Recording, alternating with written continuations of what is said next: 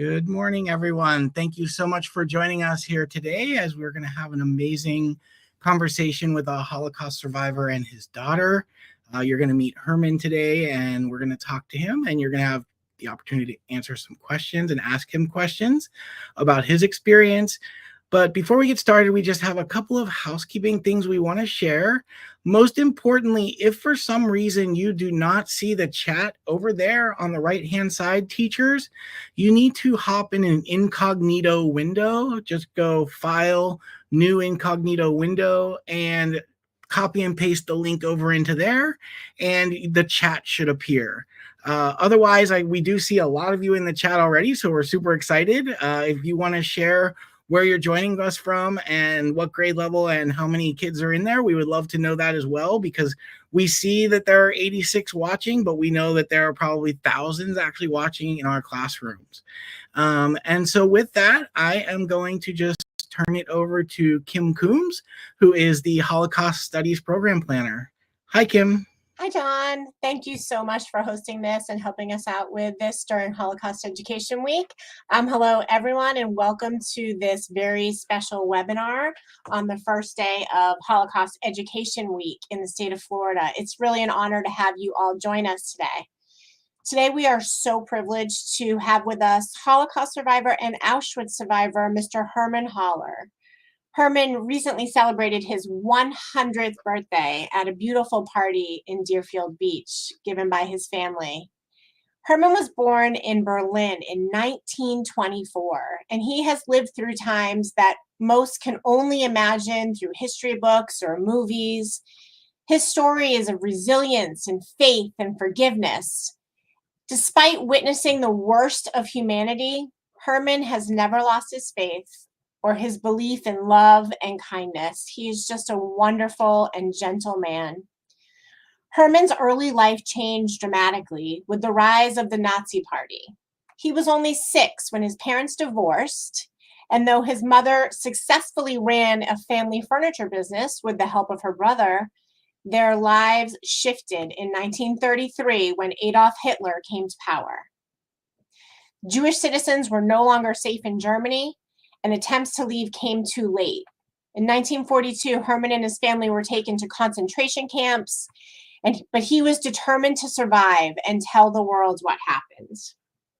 This year marks the 80th anniversary of the liberation of Auschwitz, a solemn reminder of the importance of remembrance.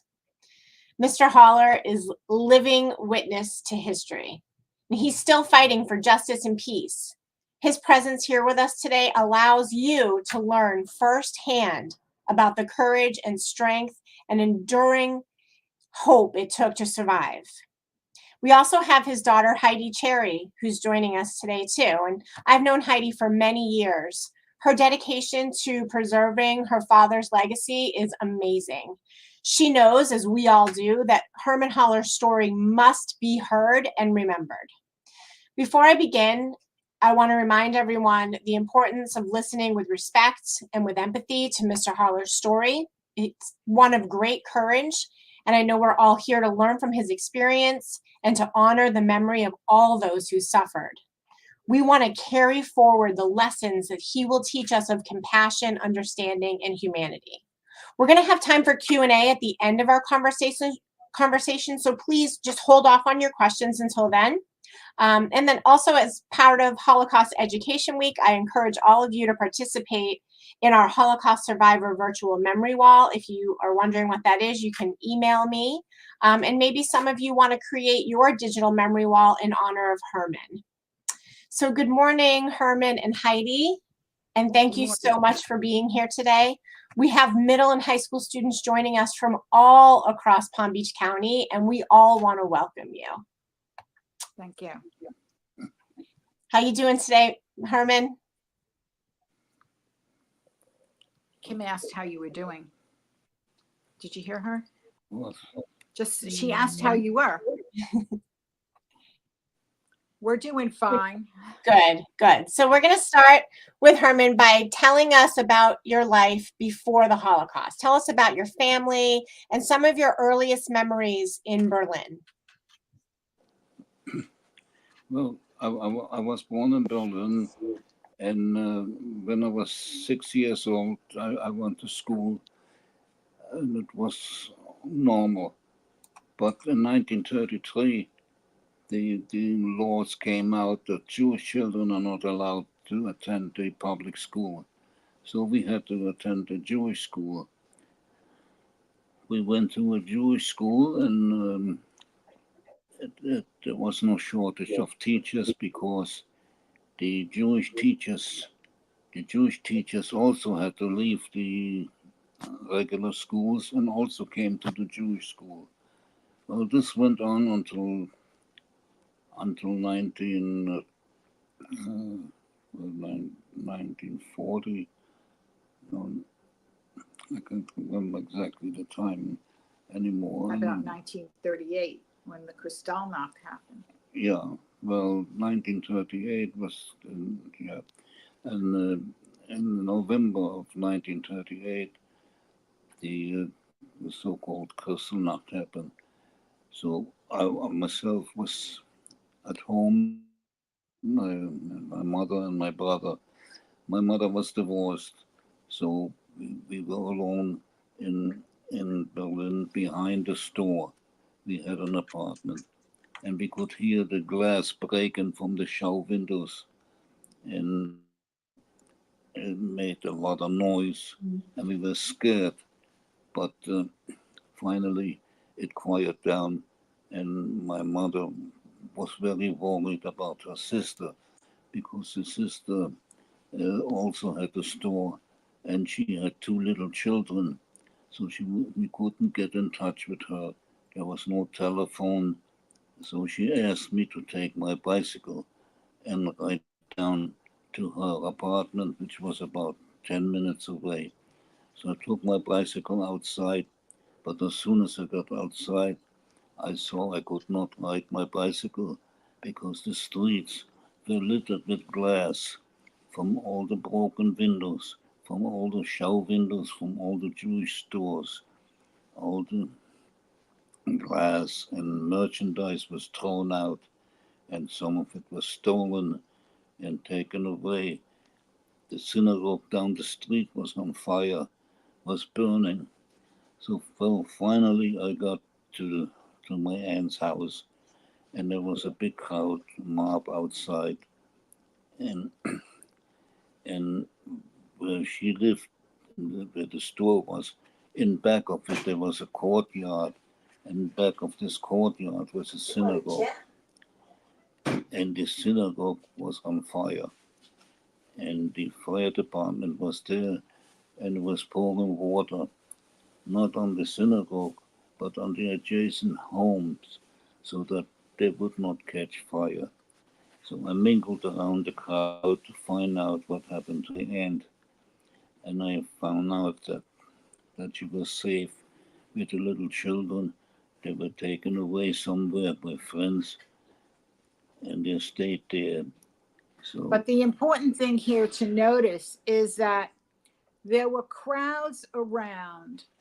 There was all this glass around. yes, There was fire around. right, The fire department was there putting water on the adjacent buildings right, so that the buildings that were adjacent, that were owned by non-Jews, would not be inflamed. right, However, the important thing to notice is that the people in the neighbors were standing around, they were milling around, and they were watching. And some of them were cheering, some of them were saying nothing. that's right, And that's the important thing, because when bad things were happening, some people, they were just bystanders. They were just doing absolutely nothing and saying nothing. yeah, most of them, they were afraid, really, they were afraid to say anything. And I got back to my mother, and I reported, I told her that my aunt was all right, that the children were safe. And so, but then at that time, no, there was no way of staying in Berlin because could not open the business. The business was destroyed. And we had to find a way to leave Germany. So my mother had a brother, Victor, and he had obtained a visa to come to the United States, and him and his wife were waiting for transportation to take him to New York. So what he did, he went to Belgium, to Antwerp, to wait for for the ship to come in to take him to America. So she called this brother in Antwerp and asked him to help us to get out of Germany. So they devised a plan. And the plan was that my mother took me in, and my brother, in the middle of the night. We went to the railroad station and we bought a railroad ticket from Berlin to Paris in return. Now, this return ticket was very important because it was showing that we were no intention of staying there, that we were coming back. Because it's important to note that at that time in Germany, even though the Nazis had come in and they had all these edicts against the Jewish people, and they were perpetrating all this violence, they wouldn't let anybody leave.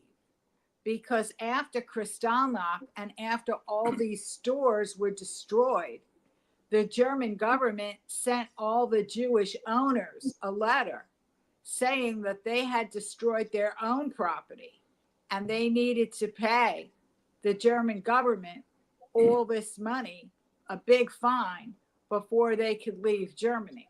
So they weren't letting anybody leave. So that was important to note. So the people that left were sneaking out and they were hiding. Yeah, they gave the Jewish community a fine of 1 billion marks to pay for the damages what they themselves did. And they made a ruling that the insurance companies were supposed to pay for the broken glass and all that, but they denied that the insurance company should pay that money to the Jewish people. They took the money and put it into the German banks, to the Reichsbank. Well, we went. We had nobody was allowed to leave Germany, even if you had visas and papers to go. You could not leave Germany unless you had a letter from the Internal Revenue Department that you paid your share of the fine of this 1 billion marks. Well, we, like I said, we went on the train and we got to the border. When we came to the border, two Nazi soldiers from the border patrol, they came and asked us for the passports. Well, we of course didn't have any. We had no visas or anything. All we had was an identity card, which is stamped with a big J to identify us that we were Jewish. And we showed them that we had this ticket to Paris and return. So there was two soldiers, and one had said to the other, "Well, let the French worry about those kids." So we were very young. I was 14 years old. My brother was only 12, and so they let us go. They let us pass the border, and we arrived in Belgium, in Brussels. When we arrived by the station in Brussels, my aunt and my uncle were at the station waiting for us. They took us off the train, and of course, my mother could not do the same scheme. He would never get away with that, but we did, and my uncle took us into Brussels, and he was staying in Antwerp, which was about a half hour away from there. And we stayed in the rooming house. He reserved a room for us over there. and now he had to wait for his ship to take him to New York. So we couldn't really stay there. So he had a distant relative in Paris, and we called him Uncle, his Uncle Emmanuel. And they got in touch with him, and he said that he should help us to take us out and help us somehow. Because remember, at that time, the Nazis had not invaded France yet. You know, No, no, France and Belgium were still a free country. Well, anyway, at that time. At that time, yes. It was in 1938. By that time, it was already 1939 because it was in December over New Year. It was already the New Year. But anyway, this so-called uncle came. He was a French citizen, and as a French citizen, he was allowed to cross the border back and forth without any visas or anything because he was a French citizen. So he took us on the train, took us back when we got to the border patrol. He asked him, well, who are the two children? So he said, well, those are my children. And they let him go. So we ended up in Paris. He had an apartment right outside from Paris in a suburb in Brunois. That's outside Paris. He had a little house there, and he brought us over there. And we stayed in that home, and we stayed there about 3 months. But he was afraid to let us go out in the street because we didn't speak French, and if the French police would catch us, they would take us right away and bring us back to the border and return us to Germany. And more importantly, he had to make sure that they couldn't go out of the house, because suppose one of the neighbors saw them, two little boys playing, and they made a comment to the two little boys, and they would know right away that they weren't French because they couldn't speak French. Right. So he was afraid that they would report us. So in the meantime, during all that time, my mother could not do the same scheme. So they had arranged for her to go to Aachen, which Aachen is the town on the borderline of Belgium, and they were supposed to have pay a guide to take her over the border into Belgium. And they did, but they got caught. And when they got caught, they brought them back to Berlin.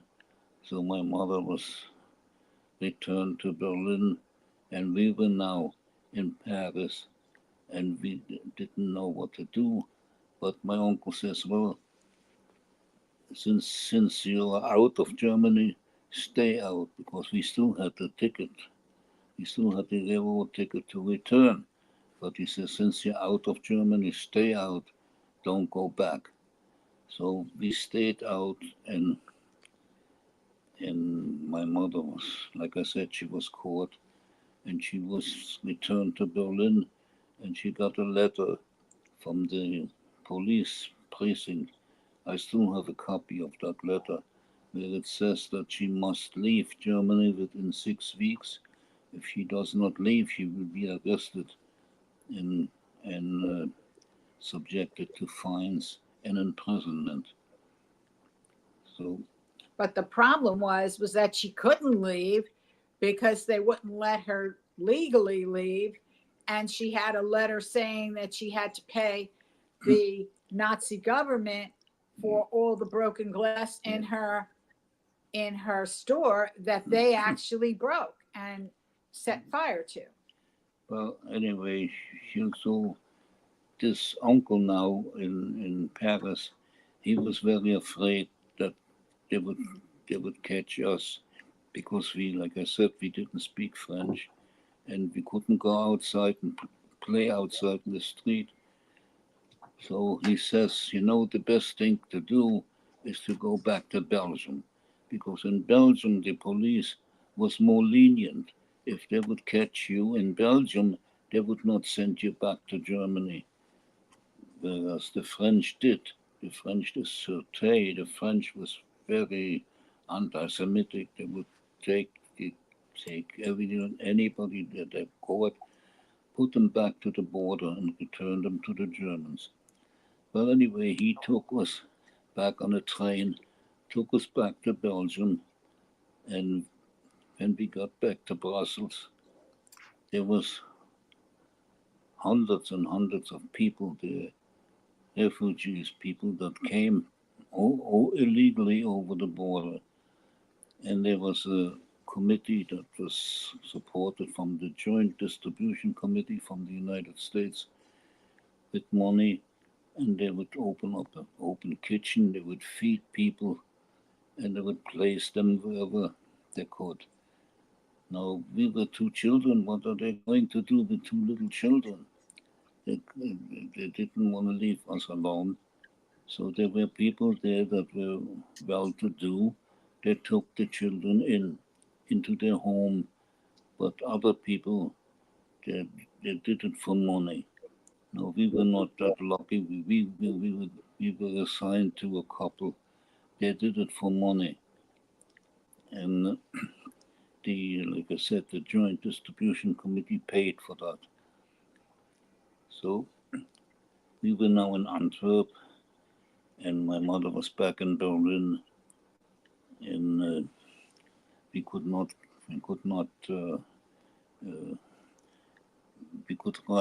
we could write letters, but she was of course very concerned, very worried, was trying to get out of Germany. There was somebody in the family that had relatives in England. In England, they had passed a law, regulations. There was a shortage of domestic help. So if you could find a job as a domestic help, then you could get a permit to enter England. So my mother was able to obtain a position in a household to take care of some young children, and that way she was able to leave Berlin legally, and she got the permit to go to London. Now she was in London and England, and we were in Belgium, but we could ride together, but they would not allow us to go to England because the committee was trying to make an exchange, because there were maybe parents that were in Belgium that had two children. They should take those two children and exchange them to two children that were in England, for us to go to England, and they would come to Belgium. But the English wouldn't allow this, so we were stuck. Now, what happened in May 1940? The war started, where the Germans invaded Holland, Belgium, and France. Within 2 weeks, they occupied all these countries, all of Holland, all of Belgium, and all of France. The people where we were staying in, they left their homes and started to walk to France, because they thought the Germans would never go to France because France was a large country. But they were wrong, they were overrun, because the French had this magical line for the defense, and the German army overrun that within a week, because the army was so powerful with airplanes and everything. They had nothing over there. I remember that they were in Belgium, they were putting machine guns on taxi cabs. Where they have to fight this modern army that the Nazis had. Well, like I said, in 2 weeks they occupied all this area all of Holland, Belgium, and France. And the people started to walk. They wanted to go to France, but they were overrun too, so they had to return back. So the people that we were staying, we stayed in their house, in their apartment, and when they came back, they didn't get paid anymore from the Joint Distribution Committee because they were paying it from America. So since they didn't get any money, so they throw us out in the street. So we were actually out in the street, hungry, nowhere to stay, and it was a terrible time. The whole country was rationed for bread.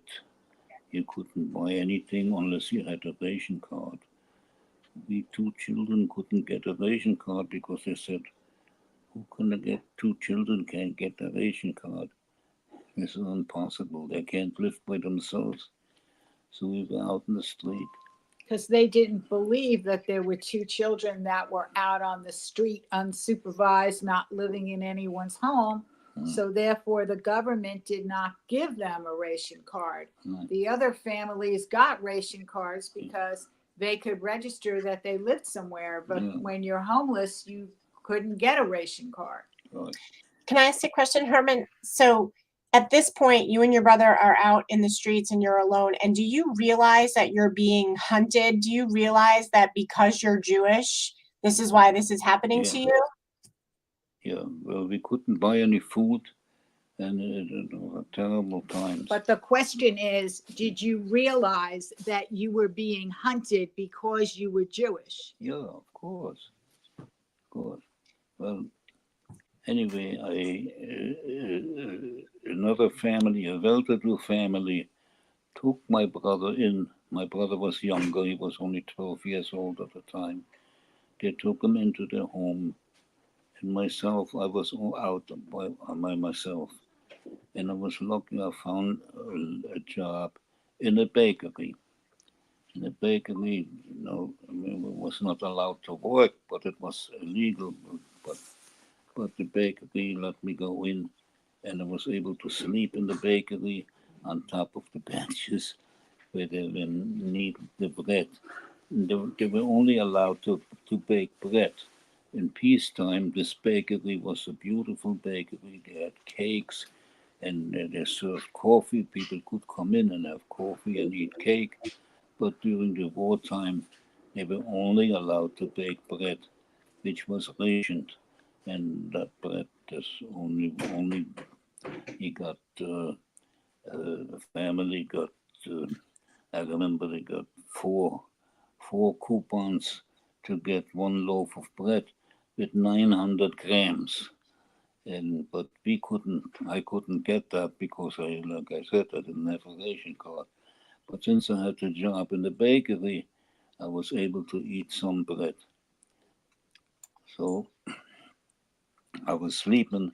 I was sleeping on the benches where they net the bread, and my job was to feed the oven with large loads of wood to keep the fire going during the night, so that the ovens would stay warm for them to bake bread again the next day.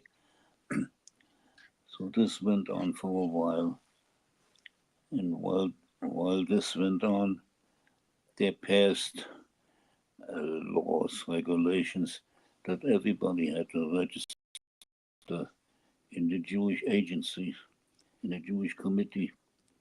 And if you didn't register, if they caught you and you were not registered, they would take you right away and send you to a concentration camp. But anyway, I registered, and then after people was all registered, they said that you come and work for us because we need workers. Because the German people, the young people, they were all in the army. So we need people to work for us. If you work for us, we send you to Germany, and we will feed you, and give you room and board. Well, many people registered for that, but what happened? We didn't find out anything about these people. We never heard from them again. We didn't know what happened to them. But what really happened is they had sent them to concentration camps. The, so I was in there and I was caught, and I was also sent to to a group. They sent myself and a whole group. They sent us to France, to to to Boulogne, between Boulogne and Calais. Boulogne and Calais is opposite the English Channel. On a clear day, you could see the English coast, and they brought us over there to build the Atlantic Wall. The German Nazis were building a wall that went from Holland all the way through Holland, through Belgium, and through France. They built this wall because they thought that if there was an invasion, it would come from that side, because that was the shortest distance from the English Channel to reach France. Because on a clear day, you could see the English coast. Well, the conditions were very, very bad. They took us there on an empty field and dropped some wood there and some tents and says, here, you built a camp over here, and we had to work, schlep cement and water to build this wall. The conditions were so bad that we caught typhus from the water. The water was not clean. So myself, 5 people, myself and 4 others caught typhus. Typhus very, very dangerous, threatening. So they were afraid that that the guards would catch this typhus. So Because typhus not only is bad, but it's very contagious. It's very easily caught. Yeah, from the water is not clean, not perfect, and of course there was no toilet facilities and nothing. Very, very, very sanitary condition was very, very poor. Well, they took us to a hospital nearby in Boulogne, in France. And when we were in that hospital, they took the French doctors. They took good care of us, and that's for a long time that before we were in that camp. They gave us beds, clean beds. So for a long time, it was the first time that we were sleeping in a clean bed, and they gave us clean food, and they got us well to get us well again.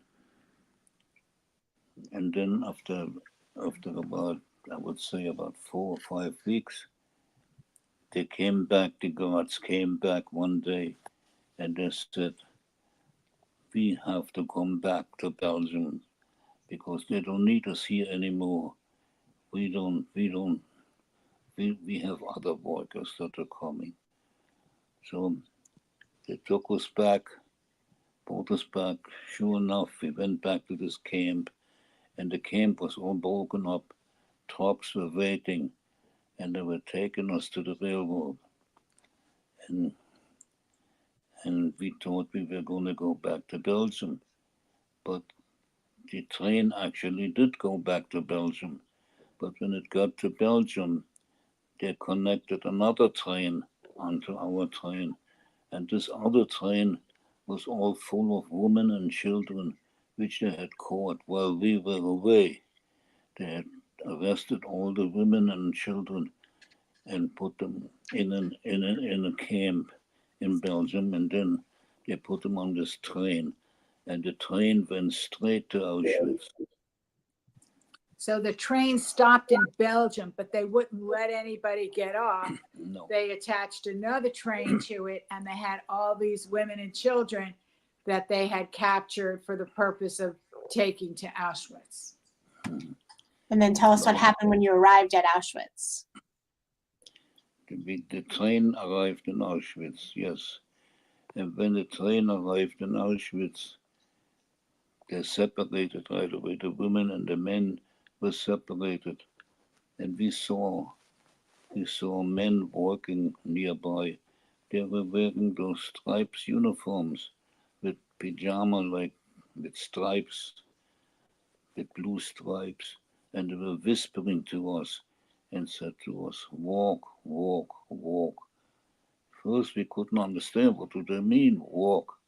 Well, soon we found out what they meant, because the guards, they said, all the men that could walk would walk into the camp, and in the camp they would put us to work and would feed us.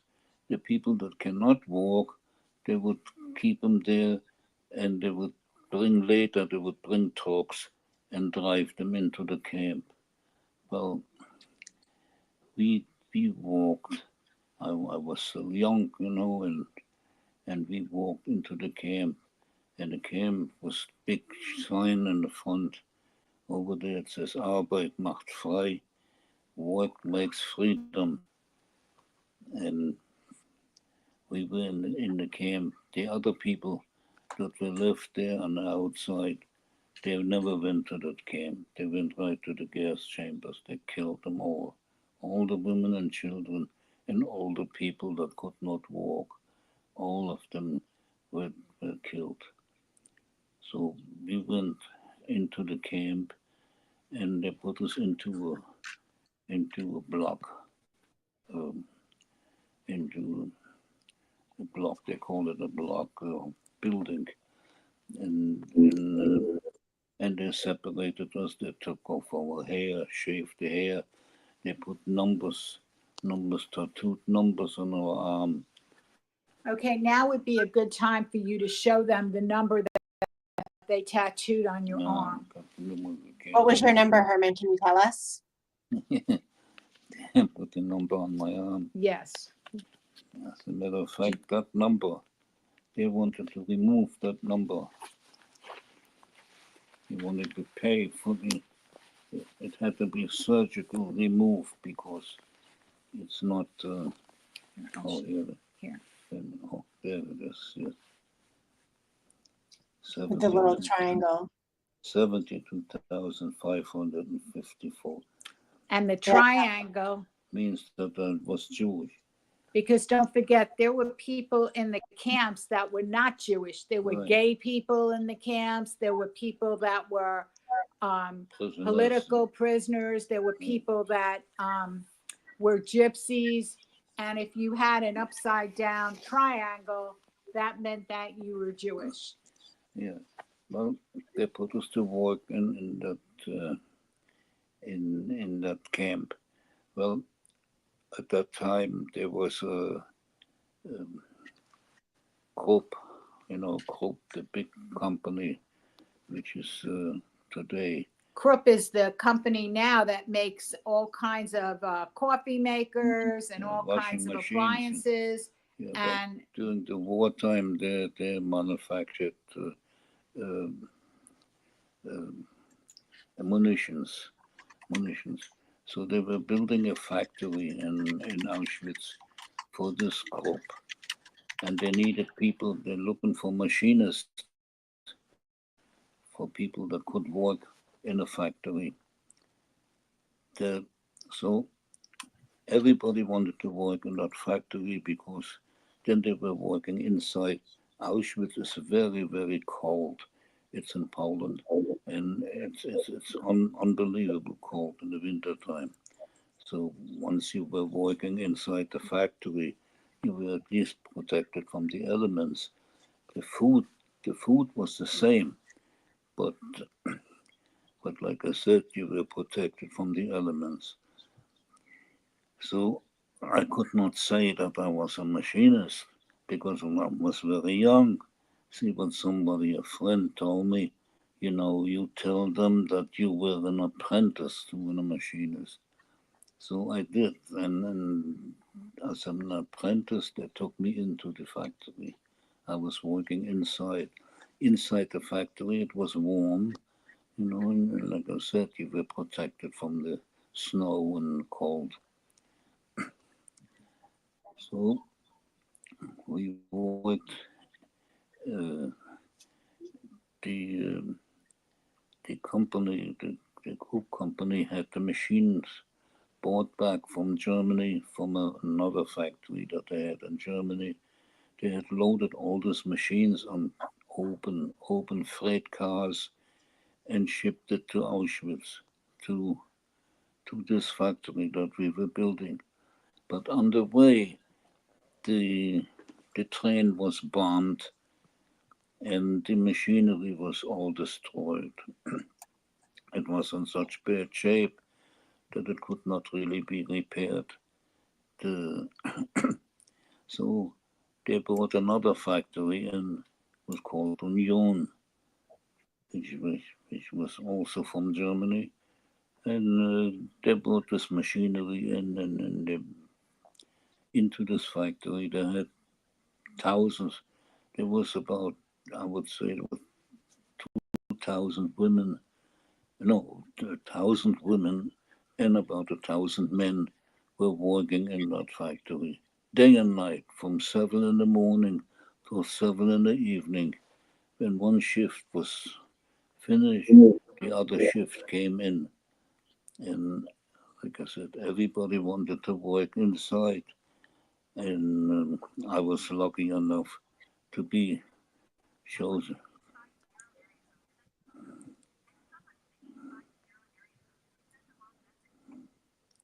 And so I worked inside the factory, and we tried to organize to get some food. So there was outside the camp, there was a kitchen. There was made sausages, not for us, but for the troops, for the guards. And we were trying to find out in the factory, we were trying to find out how could we get into this kitchen and get some of this uh, salamis, sausages.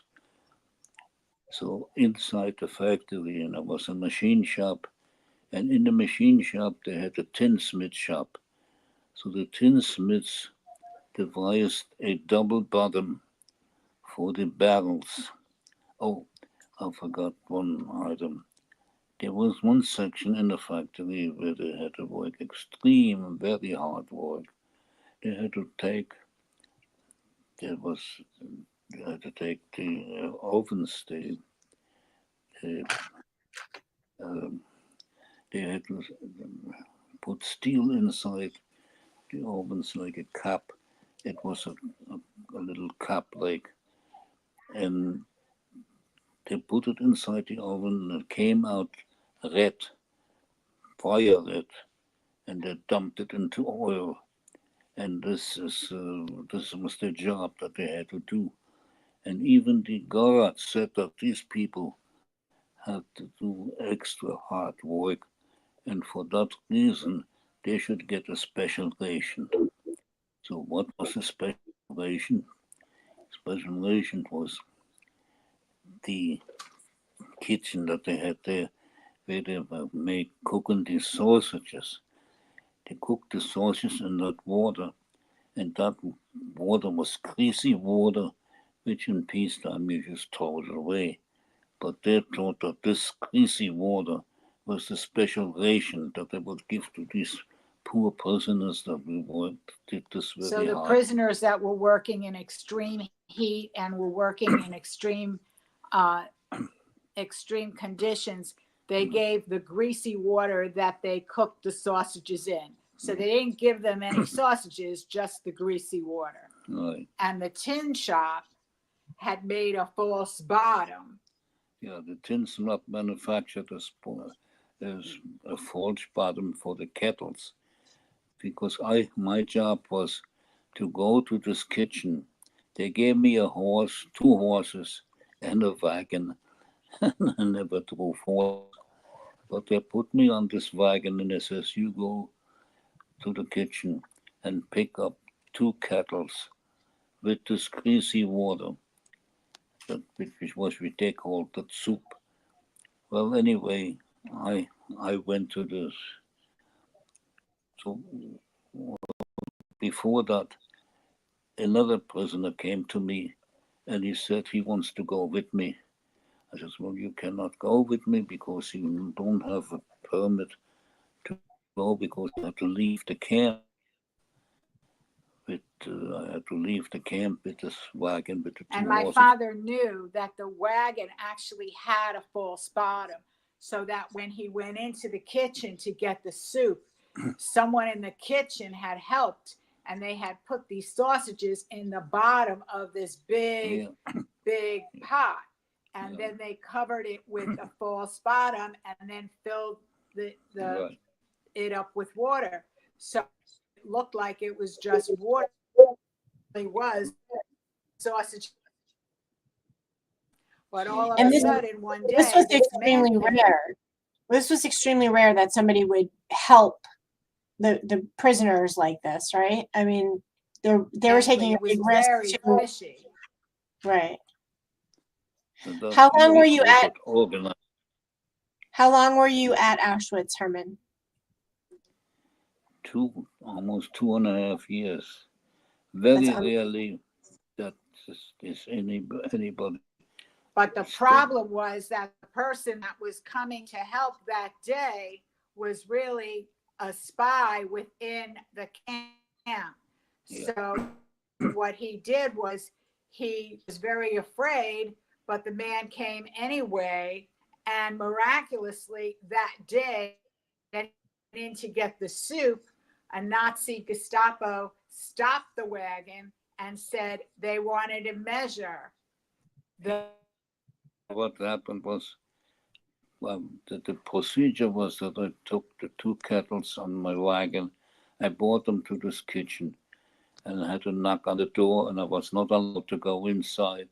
I had to wait for somebody to come out to help me to take down the kettles, and they brought them inside, and then when they filled them out with the so-called soup, they brought them back out because it was heavy, and they helped me bring and put them up on the wagon.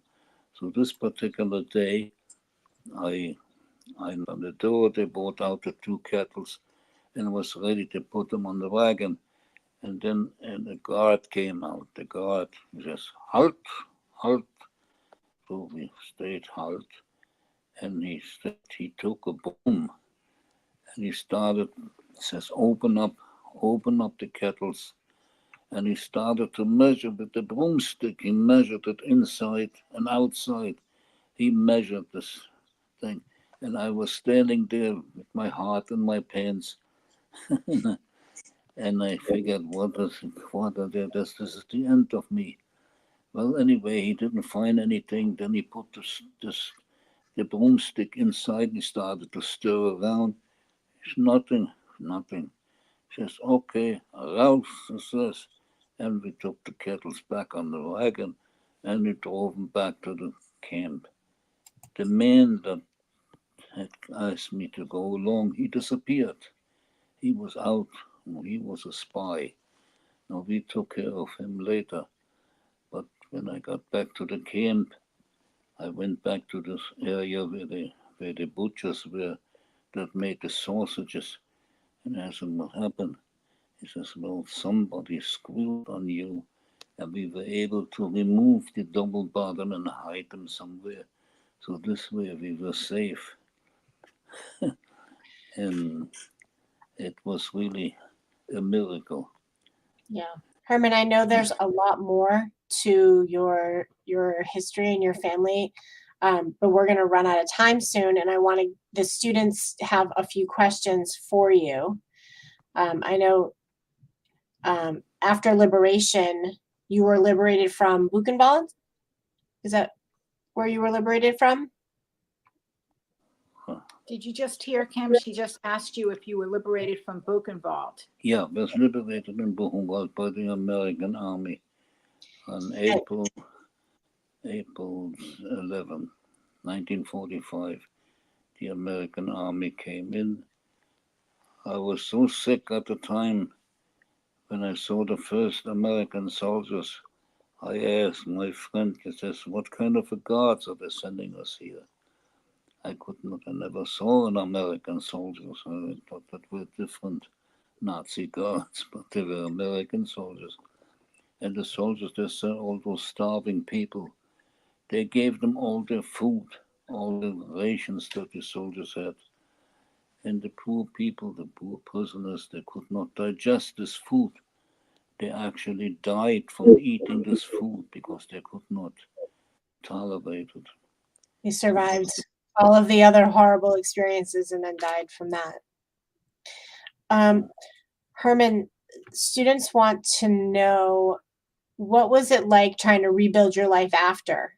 And actually, first, before we start that, what happened to your brother and to your mom? Well, my brother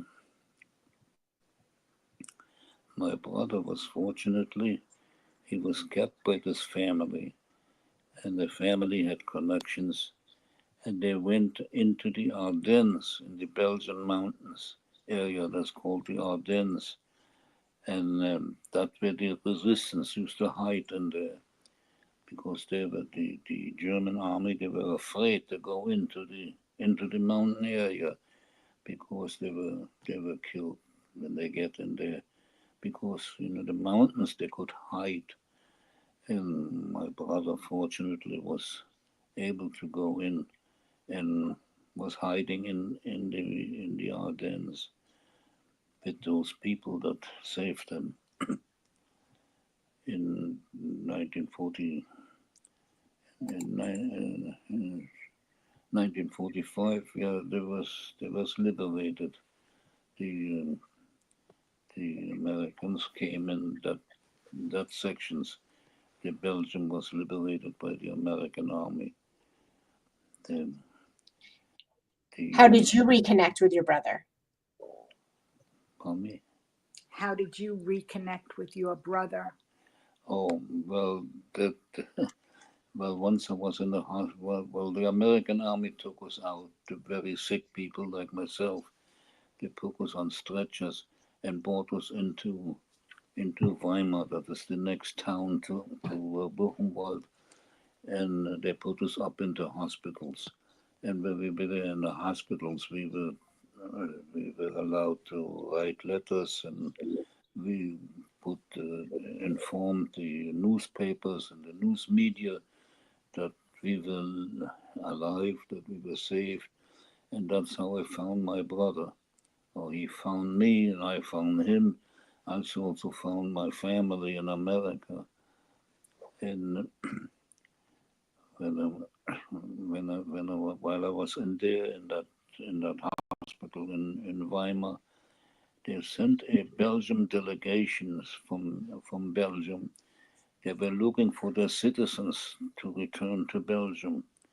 Many Belgian non-Jews and Jews were brought into the camps, and they wanted to bring them back home. So I told them that I was a Belgian citizen, and I gave them the address where I used to stay. And they believed me, and because I was very sick, and they took me back. The Americans put us back on big planes. They had huge planes on stretchers. Put us inside those airplanes with 3 levels inside the plane. Well, first, before we went into the plane, they stripped all our clothing off, and they sprayed us with disinfectant because we were all full of lice. And anyway, they gave us new clothing. And what you think? What they gave us? They gave us brand new clothing. They gave us German fatigues, German army fatigues. But at least it was clean. It was clean, brand new stuff. And they flew the plane into Belgium, into Brussels. Once it got into Brussels at the airport, the Belgian population was hundreds of people were there. They were screaming and welcoming us because we were on stretchers. We couldn't walk, and they brought us into hospitals divided over Belgium. I went to a hospital called St. Gilles, St. Gilles Hospital in Brussels. Herman, I hate to interrupt you. I hate to interrupt you, but we're going to run out of time. What about your mom? Oh, did they freeze? Uh-oh. I'm sorry, what? That's okay. You froze for a second. How about Herman's mom? She Eventually went to England. Yeah, she went to England. She was able to find a job as a domestic, housekeeping, and she was able to leave legally into England. But and the last question students want to know is, when did you come to America, and where did you go? well, while we were in Belgium, No, when did you come to America and where did you go? In 1947. In 1947, I had gone into family from America, and myself, we got in touch, and my uncle here. Basically, my dad was liberated. He weighed 55 pounds. So when he went back to Belgium to get well, and he was in a hospital there, it basically took from 45 to 47 to kind of get better enough to come. And then when he came, his uncle gave him a place in New Brunswick, New Jersey to live and stay. Yeah. Heidi, before we wrap up, what do you hope, as the daughter of a Holocaust survivor, what do you hope students here today take away from hearing your dad's experience? Well, I hope that people listen to what happened actually, and how people can rewrite history very, very easily. Like, for instance, when the Nazis told the people, oh, just come with us and we'll give you work and we'll give you food. And it wasn't true. And you can't always listen and believe to everything you hear. And also, when people get up there and they say, they see injustices and they just stand there and they say nothing. Well, when you say nothing, that really is saying something. So that's important. Yeah, I agree. So we definitely want our students to walk away from this knowing that it's not really okay to be a bystander. When you see bad things are happening, speaking up. I would love to continue this conversation, but unfortunately we are out of time. So I want to thank Herman Holler and Heidi for sharing your story.